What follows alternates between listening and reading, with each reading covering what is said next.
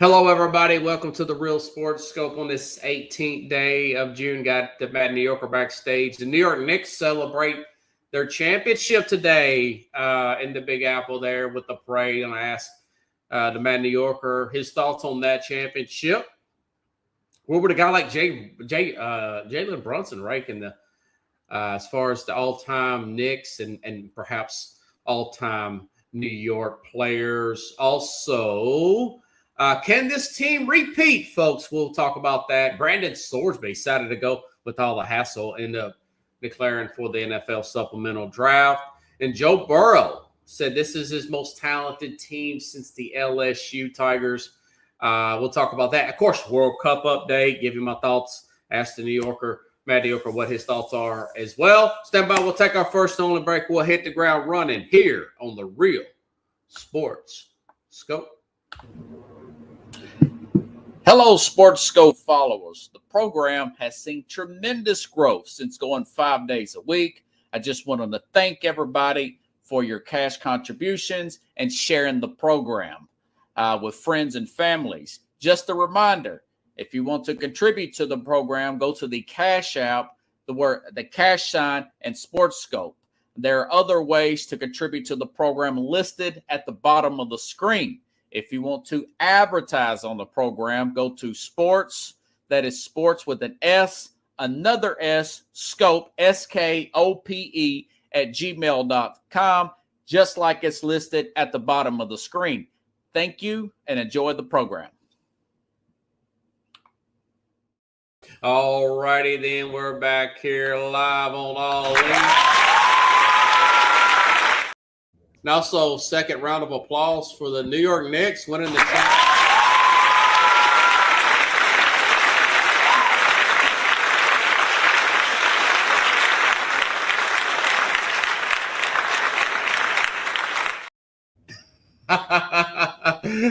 You know something? All the way up till Saturday, late Saturday night, watching that game, in the back of my mind, let me ask you this too, but in the back of my mind, I thought there's still a chance they can blow this game. Not only blow this game, there's still a chance they can blow this series. Were you having those thoughts Saturday night? Not just about the game, but the whole series, Mad New Yorker. Yeah, so my prediction was 4-2 for the Spurs to win it all. Yeah, okay. So the number of games I was kind of in an area. Now, this has probably been one of the worst predictions I made. Okay. But I was using as much as being real and common sense as possible. Yep. Not to say that I didn't want the Knicks to win. It was just the way that it played out, right? Yeah. I kept saying, how does the team fall 10 plus behind and still come back up to win games? You can't win that way. And I was wrong. Right. I mean, they had 8 minutes to go in the fourth quarter. They were still down 10 points. I was like, this is my worst nightmare. This is what I said would happen. And then it didn't happen. And I'm like, I need to start making predictions like this for the Jets and the Giants then. Oh, yeah. That is funny, man. So you're saying you did have there's doubts even as you're going into the fourth quarter, even as, the game gets closer. Are you still having thoughts that this theory's still in doubt for the Knicks, essentially? Yeah. And, okay. I was, when I looked at this team, I felt like they did enough for themselves to win the tournament game that they won. And I was like, that's good. I mean, they fired Thibodeau. They got a new coach, and they figured out how to win a playoff type of game and series, and they won that cup. But then I was like, then thinking the playoffs, they kept doing the same thing. They kept going down by 10, like missing threes, and I'm like, oh, they're not gonna, this is not a team. But they just kept finding a way to get back into the game and go and make those 2 or 3 points extra, or get those 2 fouls that they need, get the foul shots, and win games. And I was like, I didn't think it was a winning formula that could work, but it for them it worked. And kudos to them for just being persevering and not quitting. And you're not going to see a team like this again. Like not that would go down 10 to 20 points and come back up and still win games. I just don't think that's a winning formula, and that's something that many teams can do, to be honest with you. Yeah. Did you see any of the parade? I know it was so hard to get in there, right?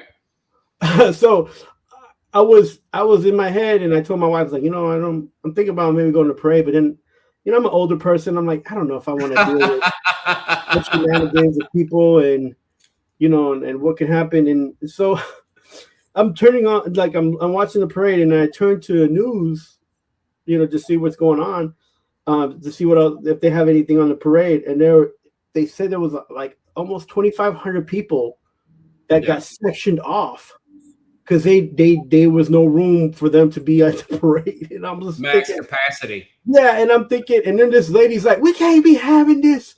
A cop lady was like, we can't be having this. You see, I told him this was going to happen. And I was like, I think everybody in New York knew that if you wasn't going to get there early, you wasn't going to be in it to see it. So, I decided not to go. I'm a little bit older. I didn't want to get hit in the side of my face with an elbow or somebody falling on me because it was on some kind of catwalk or some kind of like, they had the construction covers, like, and people were like, they were all over the place, man. And it was, I feel like there was so many people out to this parade that even the rats stayed in. They was just like, forget it. We're not going to find room to get any food. So, I didn't. I saw a parade on the TV screen, safe and sound, and I was feeling myself like, I was excited and happy for them, and and it's just that was, I feel like, the best way for me, for where I'm at in my my age and in my fandom and all that, to be acceptable. It was a lot of fun, but energy draining. When I went, I was 18. Even though the Titans lost the Super Bowl, I did go to the parade here. Technically, I cut class to go midway through, and some friends of mine from high school. But I went to the parade for the Titans back in January of might have been early February of 2000. Yeah, February 2000. Cold day. And our parade was bigger than the Rams, who won the Super Bowl. So I was really happy for the Knicks. I saw some of the clips. I know some people got out of line. It's a lot of people. It's expected. But I heard Alicia Keys. She did a great a live version of New York. I think that's New York State of Mind. I think that's the lyric to that. It was good. I heard the mayor. I heard the owner, James Dolan. Good speech there. Brunson. There's all these fat guys like a Brunson lookalike. I don't know if you've seen that online. It's really funny with those braids. And one kid actually had the Brunson haircut and was talking to Brunson on FaceTime. I want everybody to celebrate this. I mean, 50-something years, man. You go back to the 90s. I started following the Knicks in 1992. And, I was a big Jordan fan and everything. But I just saw how they played their guts out against the Bulls. And, they just kept coming up short, man. They, ironically, they pushed that Bulls team, if you remember, to 7 games in the finals. In the Eastern Conference Finals, the Bulls went on to win, I think, in 5 or 6 against Portland. In other words, they gave the finals was really that Bulls-Knicks championship. And, of course, we know Jordan retired a few years later, and they come up short against Houston. And there's been a lot of talk about who the greatest Knick is and everything. But let me ask you this. Do you think this team is capable of repeating? I know guys like Mitchell Robertson's up for free agency, and, of course, Shamet, who is a sharpshooter. But, I was looking at some of the age of these guys. I mean, 29, 30, they could still do it. What do you think about a possibility of a repeat? Not to really try to move too far, look too far ahead of this championship. What's your thoughts on that? I'm sure people are talking about it. Yeah, and there's opportunity for this team to get even better if they pick up a few players who are younger as well, So I have confidence that they'll be back in the mix of things in the playoffs. I have to see what this um, new new free agency and new basketball year is going to bring and be available to the Knicks. As far as they really don't have too many pieces that they need to add, but if they're going to lose pieces, then that's what's going to determine what players are going to be available for them to seek and get. But as far as I'm concerned, I'm a proponent of just trying to keep the team as young as possible. Yeah. Bringing in older players just slows down the game, and you can't slow it down any more than it should for the style that some of these players play. Yeah. So, but yeah, I'm if they lose Shamet, then the percentage of field goals goes down for 3 points made, unless they switch and get a guy who's consistent shooting threes at least 60%. If they lose Mitchell Robinson, what other big guy can they get to get his 3.5 rebounds a game? And if they get a guy, is he going to just play defense, or is he going to be terrible at the line as well? Like Mitchell Robinson was not very good at the line, so they took you saw the Spurs try to hack at him some of these games to put him on the line.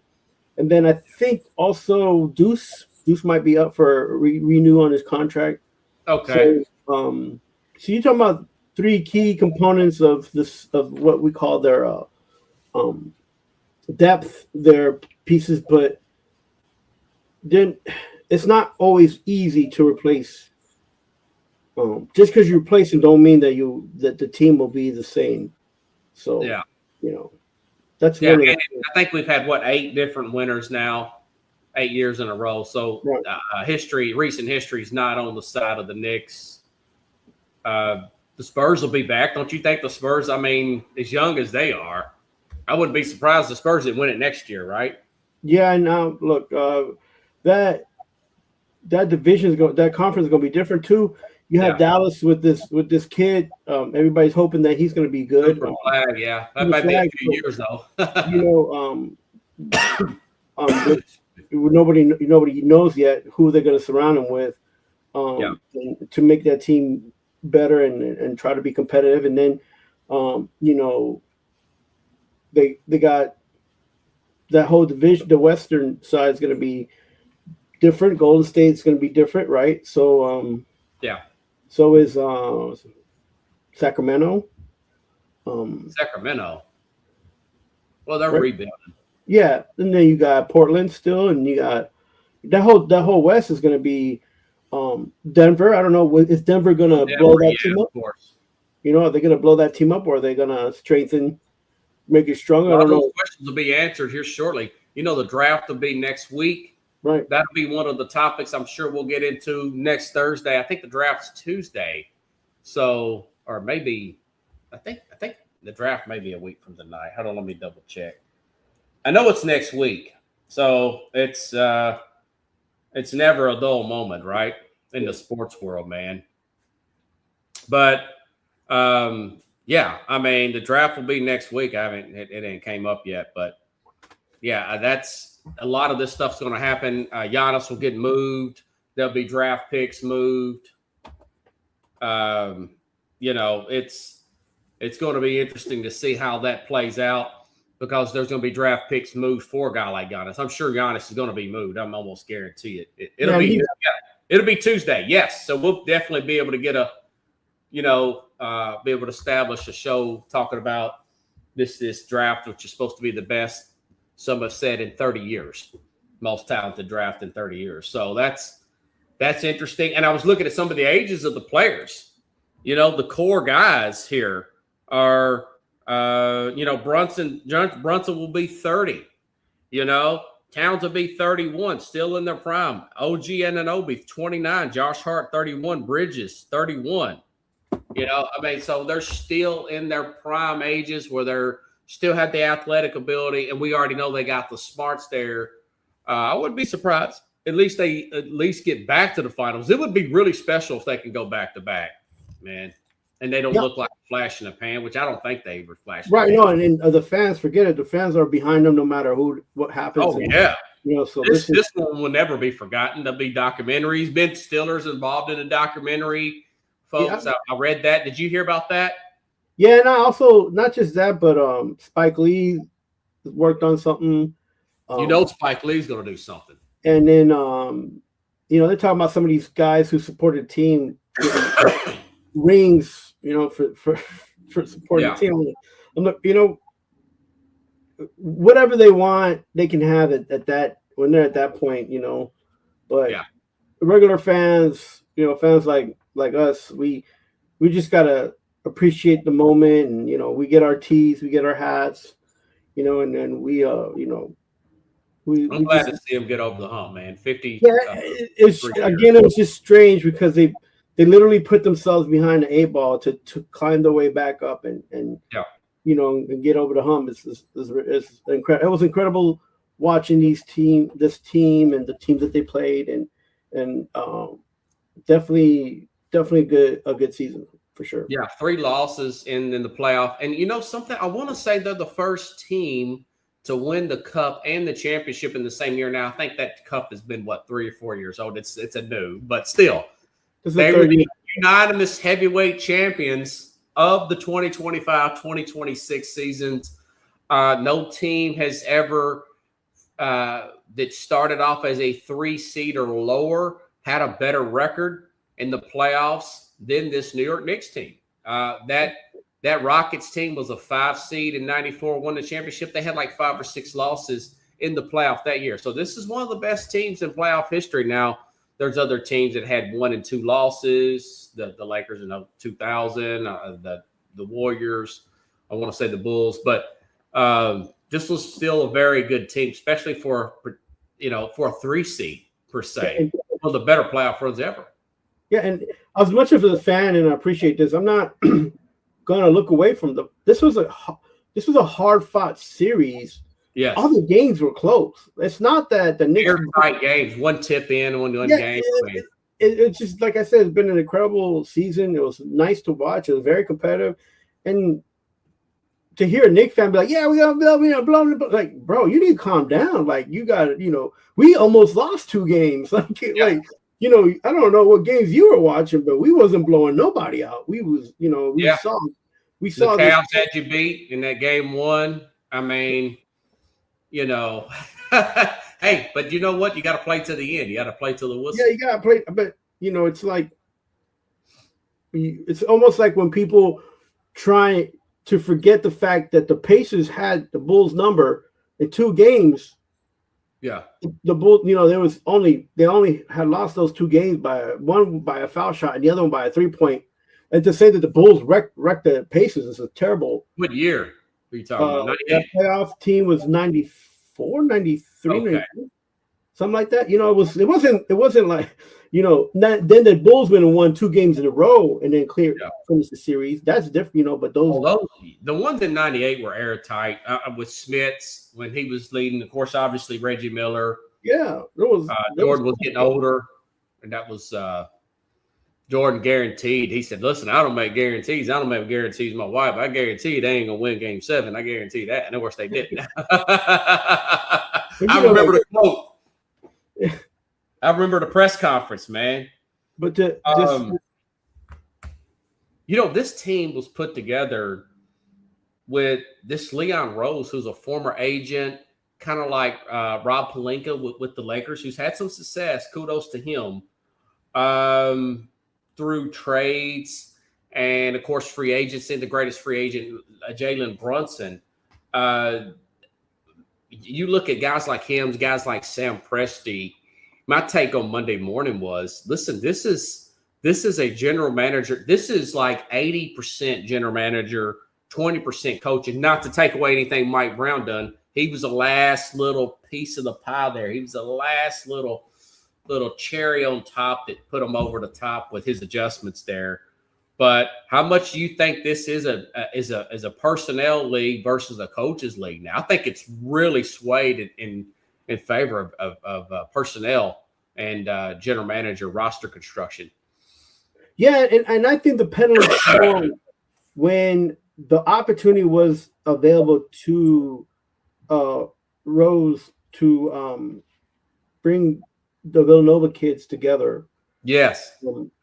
And him having already a relationship with Brunson and knowing that having a player that he could trust be on the team was available, but then another player was available through a trade. I think he did that. I think that was a smart move. Yeah. One that I didn't like because I feel like, these guys, even though they play together in college, that was college. You're in the NBA now. Right. A lot of times that don't work. Most of the time that don't work. Yeah. Right. And so it just takes me saying that was the worst move that he could make. And it ended up working. But it took time for that to work. Yeah. It wasn't that these three guys, Hart and Bridges, were on the team last year, and it wasn't like everything was working. I feel the best move, and the one that I think worked in his favor was moving away from the guy from Kentucky. What's his name? Knox. No, the other guy. I can't remember now. Yeah, with the R. I don't know why I want to call Randall. Moving off from Randall. R.J. Barrett or Randall? Oh, Randall. Yeah. Yeah, I thought Barrett was to Kentucky. Remember, I thought that Barrett was a bad move at the time, but yeah, I wasn't liking the Barrett move, but I understood it. Yeah, but the Randall move was better. I was kind of like half in with that one because I'm like, well, he's no longer on the team, and they got a guy who's a little bit older in Towns. It was kind of like It was kind of a questionable move. Right.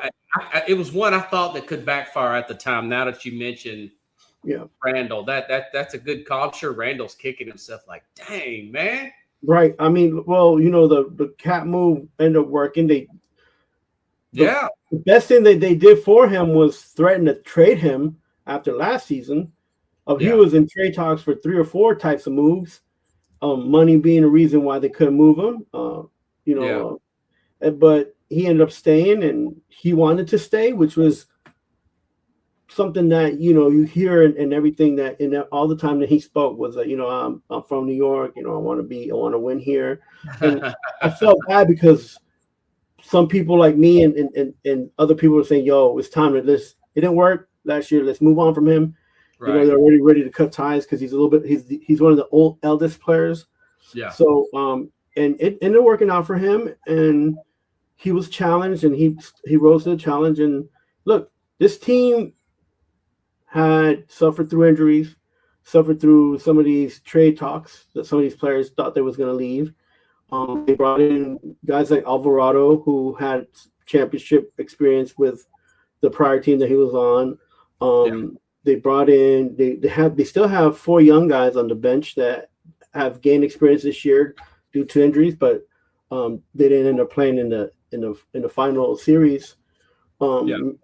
Until like maybe 3 of those guys did play, but the 4th guy didn't get too much time. So it was an opportunity. Like there's a lot of opportunity for everybody, and everybody made well on the opportunity available, and that's what made this team strong. Yeah. Right. So it so happened that they were led by one of the guys who nobody thought would be able to carry a team, and he's been there for 4 years. Where would you rank Jalen Brunson in the all-time Knick list? I know people have their own list. It's just people's opinion. Right. But I think he's up there now, man. Yeah, he's championship first in 53 years, right? Yeah, he's probably 3 or 4. Like, Willis Reed had 2-time MVP final championship. Yeah. I was looking at those guys. I wasn't around for that. Then you have Clyde. Clyde Frazier and him both have 2 rings. Right. And you have Clyde. But I think, Bernard didn't bring a championship, and Ewing didn't bring a championship. So because he's an MVP winning championship player, he's right under those 2 guys, right? Like I'm right there with you. That was the information I got. So Google AI said he's 7th, and they got Ewan as number one. Rick Brunson, his dad, says Ewan's number one. I was like, listen, man, I saw the Fring of Roll miss. I love Patrick Ewing. I've been following Patrick Ewing since his early years in like this 92. Yeah, no. But I just can't. I got to put Brunson above Ewing, man. Right. We're not taking. This is again a new era of basketball. We can't take away from what some of these guys did in years prior to what where the NBA is now. I mean, I feel like one of the people that I think is underrated is Pete Maravich. Yeah. I feel like he should be. Nick? I'm just saying. Nick all time. No. But I'm saying like in history. Oh and, yeah. And his number has fallen so many places in different lists for people, and I'm like, yo, Pistol Pete, like. This guy was making 3-pointers before there was a 3-point line. It's like he scored a lot of points before there was even an extra point there. Yeah, and so like even to mention that people in the past, look, they have earned what they earn, but this is you have to kind of move with the times, and I gotta as much as I love some of these Knicks, like Bernard King and Patrick Ewing, those again the championships. They tend to matter, and it's not just a championship, but Brunson's an MVP. Like we talked about this last week, he was the MVP, and he scores 45 in Game 5. Points. Like that put him over the top. I was saying maybe he can make an argument for OG. Yeah. And I said, what if he does that? What if he puts the team on his back? Then he's the MVP, and he ended up doing it. That's maybe a call that I made that wasn't, it was last week before the game. And I was like, you can't just be, we can't put blinders on what's happening, and he did through the whole season, man. He came back hurt, even though he had an injury for a couple of weeks, he came back hurt and he played hurt. And I think that got a lot of other guys thinking, yo, we gotta step it up because this guy's playing hurt. And, he just put on his shoes and went out there and balled it, and he didn't always have great days. No, but when he had great days, there was it was good, and he carried the team. Level of toughness, and like I said last week, and I was watching some videos. By the way, it's really funny videos on TikTok after they won. I don't know if you remember. There's a scene in what was it called? Coming to America, when the dad. James Earl Jones characters walking through New York, and they're playing this King music in the background, and this woman's throwing flowers at his feet, and they're saying this is Jalen Brunson walking around New York right now. Look, I mean, he took $100 million pay cut and made this happen. I mean, this guy did the dividends for that pay cut. It's going to pay off the rest of his life. Don't you think so? Well, now New York sports world and everything and opportunities. Right. Well, now he's got the championship, the extra bonus from that. Yeah. He's gonna get even more commercials, right? More marketing. Yes. Because they're on that commercial for AT&T. When I saw that commercial for AT&T, I don't know if you've seen it during the NCAA. No, but I wasn't surprised. Of course not. Yeah. During the NCAA championship, AT&T had the Knicks on a commercial, and I said to myself, I was like, "Are they pushing this team to be in the finals?" And I told my wife that I was like, "Why the Knicks on a commercial? Like, why are they pushing?" Because I understand they won the cup, but I was like, "That's not enough. This is New York. They're gonna get tore up from the floor up if they don't go into the playoffs at all." And I was like, and you can look it up on AT&T. No, I will. They're hiking, and almost everybody's on a team, and then they have older players as well. John Starks is in that commercial, and somebody else is. I think Patrick Ewing's on the commercial with Alvarado about having some chips or something. I was like, I was just thinking to myself, like, is this team gonna be in the finals? Like, are they gonna make it play? If they don't make the playoffs, this commercial is gonna be the why are they on commercials? And they should be focusing on basketball. That big market. Yeah, it still has some pull there. I was looking up him and all-time New York athletes, and he's got a ways to go. I forget about guys like Jeter, Reggie Jackson, Eli Manning, going all the way back to Babe Ruth, of course. he's got a ways to go to catch those guys as far as all of New York City athletes. But you know something, I was looking at that parade. I'm like, they might be the most popular team in New York right now. Yeah, because popular as the Yankees are. Right, and like you have to look at where New York is at now in its history, as far as like, you know, the economy's stench. Like, you know, and these guys are getting paid millions, but they're working hard. They're winning hard, and like they have a blue collar mentality. Yes, and that's the city. It's about a grind, and these guys are grinding it out, and they didn't care if they won a crown in the season. It was like, and they kept saying it. Yo, this is New York. We got to win it for New York. The fans are out here. And they kept just feeding into the frenzy. And look, you're not out here, man. And I wish you had an opportunity. Oh, I tried to get tickets back in 2002 when they had Allen Houston and Marcus Camby, and I still couldn't get tickets. It's remarkable the amount of people just in the plaza and just like in the Bryant Park whenever they move, you know, because the World Cup is here as well. So there's like crowd control going on. And it was like, I just, as somebody that lives here, I'm like in one of the boroughs, I was like, I can't go to the city right now. It's too crazy, Manhattan. Yes. They're not, you know, I got, you know, Father's Day is coming up and I got to be taking care of my kids and I got to be there. You know, I can't be sitting in some hospital in uptown because I got ran over or something. My crowd, it's a little much. It's just a little much. The crowds are crazy. They got to move on, man. Some other topics. Congratulations. One more round of it. The New York Knicks. I got to bet against New York so we can win. Yeah, brother. You know, I need to bring in Jeffrey Deskovic. I got to bring in John Restano, Mike, Keith Engel's a big Knicks fan, and get their takes. And folks, I will, the closer we get towards the football season, I'm working like a crazy person to put back some money. But I want to get their takes on this Knicks run as well. So that's really awesome. Another big story, man. Listen, Brandon Sorsby, probably a blessing in disguise. I mean, I've watched the video that all of the leadership put out of the Texas A&M staff of what they were doing to try to keep this guy going. But, you know, the Big 12, college football, the NCAA, the Big 12 conferences, there was too much litigation, countersuits. And I'm thinking they're probably, you know, wiping their brows thinking, I'm glad this guy just said, you know what? The dates are piling up on each other. There's a chance I could not miss the supplemental draft and not be able to play college football. And I'm sure they were all relieved about this, you know.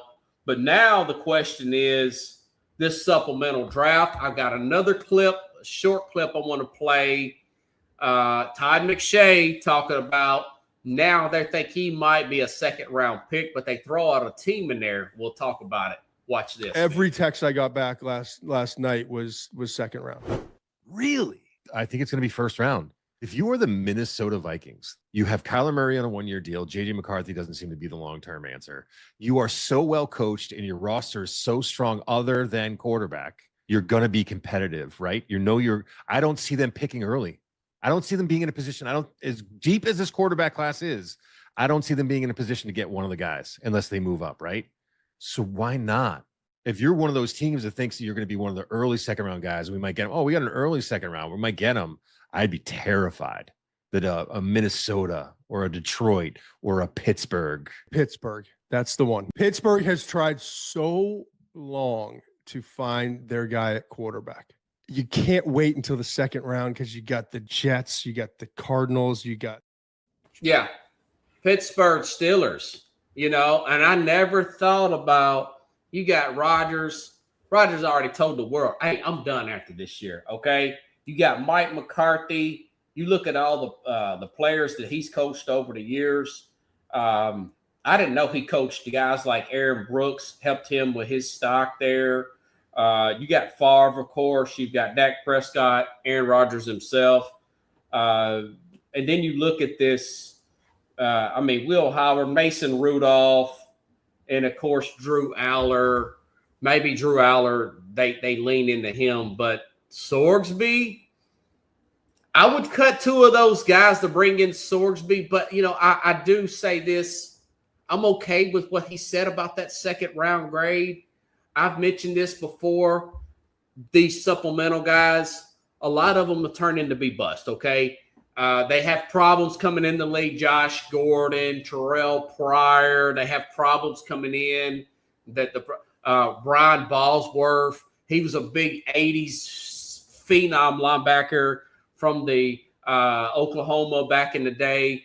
He come in with all that guy was a bust, man. He got ran over on Monday Night Football by Bo Jackson. You probably saw the documentary, the 30 for 30. I did too. He's a little before our time. We were very young when he came out in the 80s. So that's the risk. I'm not taking him in the first round. What's your thoughts about him going in the first round of the supplemental draft? And a team like they mentioned Minnesota also, but also a team like the Steelers possibly looking at a Brandon Swordsby. What's your thoughts on all that, man? Yeah, I think the Pittsburgh one probably is interesting, and I'm surprised that they haven't mentioned Indianapolis. Because if I'm Indy, I'm riding that way. Yeah, that's a good one. Yeah. So that division right there, Daniel Jones and his injury problems. Yeah. So I would definitely be on the on the lookout for trying to get an opportunity to pick him up. Listen, this is a guy. Then if he has all this hype, whether or not he's a bust or not, that's not going to matter for another 2 or 3 seasons. What matters is in the moment whether he's going to get picked up. If a team is willing to take that waiver on him, that's the biggest thing. And a lot of these teams that we mentioned don't care about what happens. They care what happened in the past. They care about what's going to happen, and so they're going to be in the mix. There will be a team, maybe not even mentioned, that will pick him up. What if Arizona picks him up? I mean, Arizona would be the number one. They really don't have anybody. You know. So, they drafted the guy out of Miami, who's also a little bit of a head case. But they would be one of them possibly. Yeah, I can see even a team like the Miami Dolphins, taking. Even though they did get Malik Willis, that would be interesting. Well, that would really throw a dent and stuff, wouldn't it? Well, Carson Beck is who I'm thinking about. Jacoby Brissett's a temporary guy. Gardner Minshew's a career backup, and some guy named Keelan Slowless, which the guy. And there's one guy there that we haven't mentioned, and there's a guy there that's looking for a new contract in Dallas. You don't think that Jerry Jones would be like, look, we know this kid. Oh, he's been mentioned. Yeah, Dak. He's from Texas, he can, Dak is he's making a lot of money and he's getting towards the end there. Yeah, possibly. That would be it. Well, that would be. Whew, now I don't think this is going to happen until July, so we've got some time to stew that one over. But still, it's going to be interesting to see where he'll get drafted. Yeah. I just don't know where and what round. I'm thinking probably third, but he could go second, and I would be surprised if he goes first. Yeah, and here's another thing, Robert. A lot of times we talk about some of these players in the supplemental draft or even in regular draft, and we say, oh, that's a second rounder, third rounder. And all of a sudden they get drafted in the first round because they throw out those little things out there for other teams to start worrying about it to try to get you up. Yeah, just to try to get you off the smell of the trekking them. So, if he ends up in Dallas, is anybody going to be surprised? Not really. Not with Jerry Jones. It's hard to see what he's going to do now.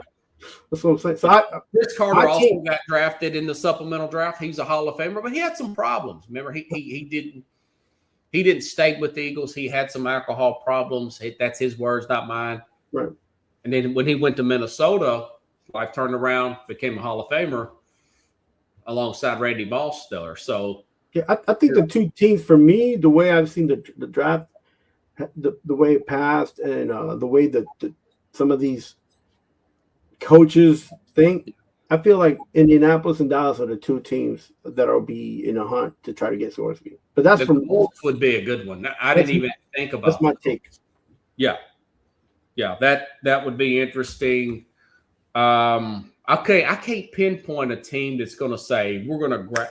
It's hard to pinpoint a team. You mentioned Green Bay the other day. Why not? I've talked to some Green Bay fans. Not all these guys are in love with love. Okay. and they have a pretty good quarterback coach there and loves making some money. Why not take a chance on the Sorsby? This guy could fit in a lot of places, man. He mentioned Minnesota, 1-year deal. I think Kyler Murray will look good early. I think he'll get hurt. He's going to go back to being Kyler Murray. I think McCarthy can win that job. But Sorsby's probably got more talent than the McCarthy. I think he's probably got a stronger arm from what I look at and read.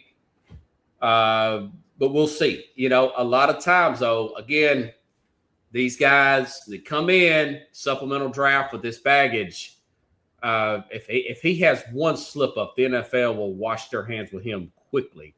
They'll suspend him for a year, and then nobody's want to deal with him. They'll bring him in for peanuts, and maybe he'll be a backup somewhere.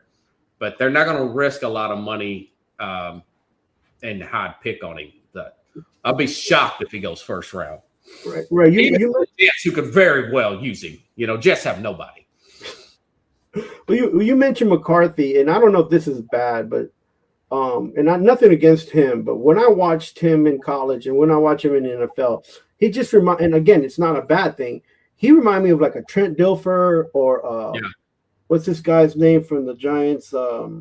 Jeff Hosteller. Like, it's not that they don't have the skills and they don't have the potential. It's just that it's going to take a team where the coach is going to be like, go out there and do what you have to do. Yeah. With what we have, right? It's like it's the problem with a lot of these coaching staffs is they want you to come in and do what they want you to do, and they don't let you be who you are. And I feel like with McCarthy at the Michigan, it was like just he was kind of put in a position to look better than what he could play because he was on a great team. But it doesn't mean that he's not a good quarterback. And then this is a big year for him. Very, very big year. And if he ends up being a backup and then starting again, that's okay. He could literally be like the quarterback from the Seattle Seahawks at the Jets. Darnold. Like Darnold, who kind of slipped between the cracks too. Yeah, he just kind of he wasn't in a good system. He just played back up. Eventually, he got an opportunity to play, and he worked his way back up to starting, and his skills are better. He's more confident. I feel like that's what McCarthy's going to be. I was if you see the talks that we had for the draft when he was drafted,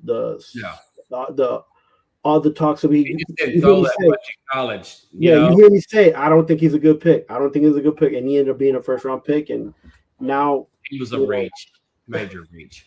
So I don't know. It's not again somewhat on the hot seat. If they don't get to the playoffs, and as good a coach, he'll get picked up by anybody. I could see the Vikings firing him and say like a Bengals hiring him. I mean, you sent me that information about Joe Burrow saying that this team reminds him of LSU. So Burrow's saying, I'm going to read that to you, and what I sent you. This is what Adam said. Joe Burrow said the Bengals remind him of the 2019 National Championship LSU back and forth with watch. I've said before, Burrow told reporters mandatory minicamp. I feel very similar about this team. I'm excited to get started, to get moving. I'll ramp this thing up in training camp so we can continue and improve. But I think there's much greatness to achieve this year. He's saying that in one hand. I take that as we better win or I'm out of here with this talent. And my question to you is, and everybody else is, what is the fact that they already own their second defensive coordinator here? This is their second year with Al Golden. They are they got Lawrence. What's his name? You got your boy there. Was it Lawrence? Trevor Lawrence there. And so you've got all these new players here. 4 new starters, including Dexter Lawrence, folks, with this team. I mean, they are going to be able to looks like Carlos is paused up. My guess is, and Carlos just fell off. I'm sure he'll come back on. That if they don't get to the Super Bowl this year with 4 new defensive starters, they gave up the 10 pick for Dexter Lawrence. This is going. Zach Taylor will be the fall guy. The ownership, Mike Brown, he'll be the fall guy, and they will fire him. That would be my question to the Mad New Yorker, and I hate to get him to come back up here. He fell off, but that's what I'm thinking. Let's see. All right, buddy, you fell off there. So yeah, man, I'm sorry. Zach Taylor. I was telling the audience, man, before you kind of froze up there, that I think that Super Bowl appearance or bust, or Zach Taylor's going to be the fall guy, so the owner can get ahead of it, and Burrow won't ask out of Cincinnati with these 4 new starters, including Dexter Lawrence, former Giant, bringing in. I think they're going to make the playoffs. I'm not sure if they're going to get to the Super Bowl, but I think he's thinking we got to get back to the Super Bowl. The owner is, or I'm going to fire Zach Taylor, the head coach there. What's your thoughts about what Burrow's saying, and I think the level of pressure that's on Zach Taylor to win this year? Yeah, so listen, I think he's been on a hot seat for the last 2 years. And then the injuries to Burrow helped him out a little bit because then he had that excuse to not get fired. Yeah, exactly. So, but yeah, I don't listen. I've said this and I've been harking on it since he's been in Cincinnati. He could go to a Super Bowl, but he will never win a Super Bowl as a Cincinnati Bengal. There's just too much. There's much that they're lacking as far as depth to be able to go over the hump. And I don't feel like they got that this year making moves. I don't think Dexter Lawrence helps them that much because Dexter Lawrence was not helpful. Well, they got 3 other starters as well, right? Including a really good edge rusher from Seattle, but they've also lost a good edge rusher, so I don't know. Right. So lost Henderson from Henderson, and so and that was your guy. That was the one that you pitted your Super Bowl dreams on as far as making sure your defense was going to be, legit. And so I'm not saying that they won't be competitive. I'm saying that if Joe Burrow stays on this Cincinnati Bengal team, he will never win a Super Bowl. I feel the same way about Josh Allen and in Buffalo. And I keep saying that. And then people are like, oh, well, they're great quarterbacks. They get great quarterbacks often don't win Super Bowls. We've had that happen. Boomer Esiason, Kelly didn't win one. Jim Kelly, and Jim Kelly went to 3 Super Bowls. Four straight. Oh, 4 straight. Yeah, 4 straight. Yeah. So it's really a bummer, man. Your Giants beat them by a missed field goal. Right. And, so you think Taylor will get? I think he'll probably get fired. I'm leaning maybe the Chargers knock them out to get to the Super Bowl. I haven't broke the season down yet, but I think the Chargers are going to be really good this year in the AFC, and I think this Bengal team is going to be very good. I could see them getting to the AFC Championship game. I think they're going to be very good this year, the Bengals. But like you said, I think they're probably going to lap that. I feel like most people want to see Mahomes and Burrow duke it out rather than see Burrow and Allen duke it out because it's, And of course, Buffalo will be good, but I don't know. I don't know. I don't know roster wise if they've done enough. Although they did that, DJ Moore, but they needed defense. They didn't need. They Moore's going to help. And they got a new coach here, a new coordinator on defense, but I just don't know if that's going to be enough, man. I mean, Jacksonville could get there for all we know. They're getting hungry and they're getting better. And Houston's defense is probably the best out there. And if Stroud could get it right, they could get there at the AFC. It's going to be stacked. Denver added Jalen Waddle. Yeah. And Bo Nix is back. So the AFC's pretty good, but the Chargers, they added that interior offensive line. They've got the new offensive coordinator. They got Joe Alt back and Rashawn Slater back. Yeah, they seem primed and ready to go. I'm about to add that kid to the list of never will he ever if he stays on the team, and that's Herbert. Oh, they've got to win some. They've got to get to the playoffs and win playoff games The Chargers. They got to do it this year. Well, they got the playoffs last year. Excuse me. They got beat by the great quarterbacks don't always win Super Bowls. That's just the way it is. You got to have the squad around them. What's your thoughts on this World Cup? Folks, I'm telling you this. I'm not saying this because you're here. It's the most soccer I've ever watched. It's very good. It's better than I thought. Do you have teams that stuck out to you in this first round? It's just the first round. Anybody that's really got your attention, or a group of guys, teams, or whatever? Yeah, there's a lot of players right now that are doing well for their team. I mentioned some of them already. The hookup of Weah and Gio on Gio Reyna on the U.S. team. Those two guys hooking up yes. Yeah, He's the guy that got the 2 goals, right? Yeah, I called that out. Like, so on the show, I did say that to watch out for those guys. And they end up winning. And I think that the U.S. will, like I said, I don't think they'll go all the way, but I think they'll be in the quarters. And Germany surprised me. I thought that they were going to. They came in a little bit with the older squad. They came in with the older squad, and I was like, and I didn't feel like they had enough speed and depth, and they played good. And then some of these young teams coming out, and the one team that I feel like failed everybody in betting, and a lot of people lost their houses in the world, is probably Spain. I knew you was going to say Spain. Yeah, they had that tie. I couldn't believe they tied like that. 0-0. Defensive effort, though, by I forgot who they played. Copa de Verde, yeah. Yeah, the Verde was a 0-0 tie. Verde said, you know what? We'll give up everything. We're just going to put you can't score. Oof. But Spain couldn't score. I thought Spain was going to do better. And, and I'm not an elitist. I think that the Europeans bring the stronger teams most of the time.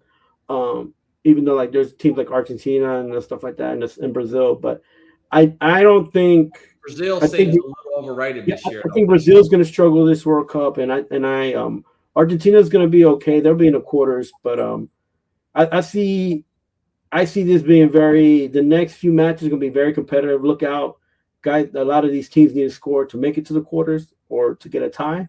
Mm-hmm. So the one game I thought was very good. It felt like a championship game. Was the Netherlands, which is the team I root for, playing Japan. The Japanese did a very great job sticking to their guns and playing that game to 100%, and they ended up getting a tie. Frustrating if you're a fan of Dutch football, but it's one match. It was a tie, and we'll see where we go for the next 2 games. Yeah, and Portugal. There's one that really surprised me. Not as good. Congo's much more athletic than I would imagine they would be, but they're pretty good. What did you think? And you mentioned what's his name? Nagape. I guess I'm probably jacking his name up. Kylian Mbappe from France. That guy's quick as a cat, man. He might be the best player. I know that Messi had the 3 goals. I don't know how good that competition is there. They look good. Messi look good. But Agape, he's quick as a cat, man. He's 28 years old. Yeah, so Mbappe, of course, was last year.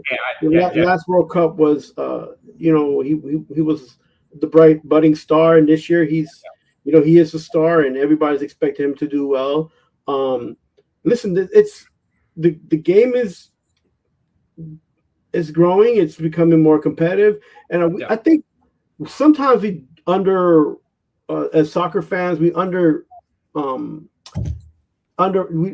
kind of just don't understand the African Nations Cup, that they qualify these teams to come to the World Cup. Yeah. You see a lot of first-time African teams, but you have to understand Algeria's pretty good. Yeah, and they beat teams that are great. Yeah.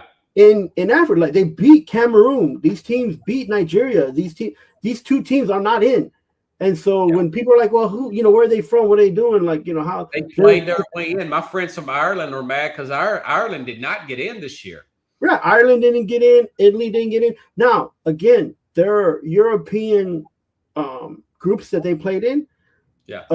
For instance, in Italy got beat by Bosnia and Herzegovina. Bosnia is not a bad team. Bosnia has a lot of history from their families from the Czech that was the Yugoslavia, Czechoslovakia area that got broken up into different countries. So they have a lot of roots in soccer anyway. They've always had different styles of soccer that those countries play, and so now they're a smaller country, but it doesn't mean that they're just developing, but it doesn't mean that they're soccer. Soccer is something that they've always played. So when they're like, oh well, Italy didn't make it, it's like because this team beat them. So and it happens. And these African nation teams who are new this year, they beat the guys with the big guns in Cameroon and Nigeria. I'm impressed with every one of those African teams. Yeah, this one is gonna be ultra competitive, ultra fun. You guys keep watching. It's gonna be a longer. Who do you like in the Australia USA tomorrow? I think these guys are gonna hit each other hard. They're gonna go in very aggressive, but I do see the US winning this game 2-1. That's exactly what I'm thinking. And I know that what's his name? Pulisic is a little banged up, but he's supposed to play. He's got a contusion, calf contusion. What's his name? Christian Pulisic, calf contusion, trending towards playing. They did beat Australia last year in some kind of other match last October, 2-1. By the way, I picked up some Australian guys. They're already talking trash to me on the way to the airport. I couldn't say nothing back because I didn't know enough about it. Now, hey, listen, if you guys are watching, United States are going to win that game because it's played in Seattle, and I think United States will win tomorrow. And I think, like you said, I think they'll win 2-1. I'll be disappointed if it's a tie. No, there you go. So I wouldn't bet the over. And listen, the soccer rules, they got a style of playing that they're good. They went 2-0 to start their first game too. Yeah, they're very persistent, very, very strong group of guys, very tough. These guys go from playing rugby and Australian footy to going to play soccer. So no offense, Nigel, by the way. It's the other way around for them, So they have a culture of playing tough in the sports that they play in, and they bring it on the soccer field. And I appreciate it because I don't have to play them, but I appreciate when I see them, because they force you to play a better game, and then you're going to see it, and it might end up a tie, but I think it's going to be 2-1. And those guys are so cocky. And when I was taking them the other day, and I thought, wait a minute, is United States underdog? I had to go back and look. No, the United States is actually favored. Yeah, they're favored. These guys had me convinced. It's huge, man. Some of I've been picking up a lot of international riders that are going to the games. I dropped off a guy Friday morning, and he was going to the Brazil game in MetLife last week.